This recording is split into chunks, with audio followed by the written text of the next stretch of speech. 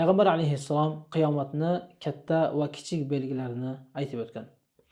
Hozirgi kunda bir kichkina belgilari barchasi tugadi. Ya'ni olimlarimiz aytadi, faqatgina katta belgilari qoldi deydi. O'sha kichik belgilardan biri sellarning yurishligi va qattiq noodatiy odatga qarshi qor yog'ib, shamollarning bo'lishligi, juda qattiq qorong'ichilikning bo'lishi va shuningdek turli tuman yerlarda zilzilalarning bo'lishi bu qiyomatning belgilaridan bo'lib hisoblanadi. Aytmoqchi bo'lgan narsamiz shuki, yaqin kunlarda ko'p yerlarda sellar yuryapti va turli yerlarda odamlarning qilayotgan ekinlariga ziyonlar yetyapti. Buni ikkita sababi bor. Birinchisi, albatta biz aytishimiz mumkin, qiyomat yaqinlashdi. Ha, albatta qiyomat yaqinlashgan. Payg'ambar alayhissalom aytadi: "Ana was-sa'atu kahatayni."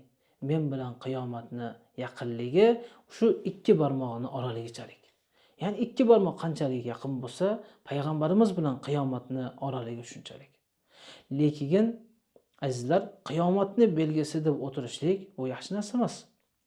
Biz birinchi o'zimizni isloh qilishimiz kerak. Payg'ambarimiz sollallohu alayhi vasallamga shunday bir holatlar kelgan vaqtlarda nima qilardilar? Payg'ambarimiz sollallohu alayhi vasallam faza'a ila solah, namozga borardi, namozga yiqilardi, sajdaga borardi. Shamol to'xtaguncha payg'ambarimiz muborak peshonalarini sajdadan ko'tarmagan. Biz esa o'sha bo'layotgan voqealarni suratga yoki boshqa narsalarga tortib va ijtimoiy tarmoqlarga tarqatish bilan mashg'ulmiz. Azizlar, bu to'g'ri tariqa emas. Birinchidan biz istig'for qilishimiz kerak. Mana ekinlarimiz yo'q bo'lib ketyapti. Albatta bu sotilmayapti yoki shunday turli shikoyatlarimiz bor. Aziz birodar, agar biz zakotimizni bermasak, ushurimizni bermasak va shuningdek qilayotgan gunohlarimizdan, ma'siyatlarimizdan to'xtamaydigan bo'lsak, Allohning sinovi ham bizdan to'xtashi bu sal uzoqroq narsa.